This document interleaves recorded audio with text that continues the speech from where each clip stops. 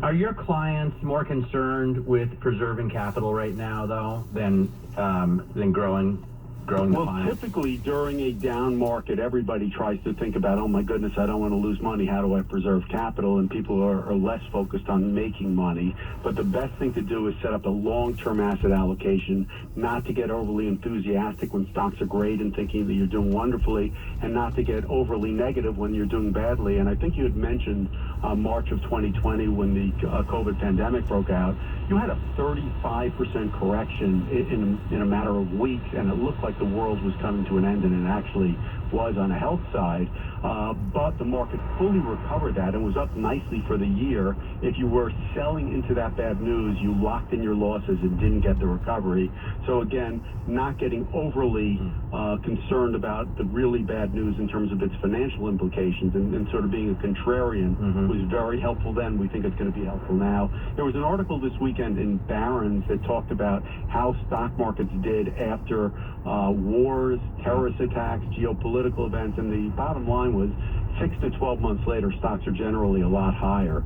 So for a lot of reasons, we're pretty comfortable here. David, thanks so much for joining us. Appreciate your insight today. David Katz, President and CIO of Matrix Asset Advisors. Let's get over to Nathan Hager right now with your World National News. Nathan? Add more economic pressure on Russia as the war in Ukraine intensifies. President Biden says he will seek to revoke Russia's normal trade relations with the U.S. He's calling on allies to do the same. He is also imposing a ban on Russian seafood, vodka, and diamond import. Putin is an aggressor.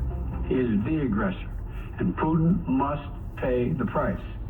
He cannot pursue a war that threatens the very foundations, which he's doing, the very foundations of international peace and stability, and then ask for financial help from the international community. At the same time, President Biden says the U.S. will not fight a war against Russia in Ukraine, though he says if the Kremlin were to use chemical weapons, it would pay a severe price. Earlier today, Russian President Putin said he's seen positive developments from the latest negotiations with Ukraine.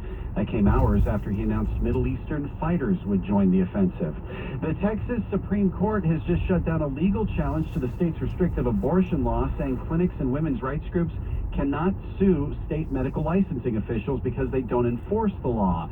That leaves abortion rights advocates without anyone to challenge proactively to stop the law, which lets individuals sue anyone who aids or abets an abortion once a fetal heartbeat's detected for up to $10,000. Global news on air and on Bloomberg Quick Take, powered by more than 2,700 journalists and analysts in more than 120 countries.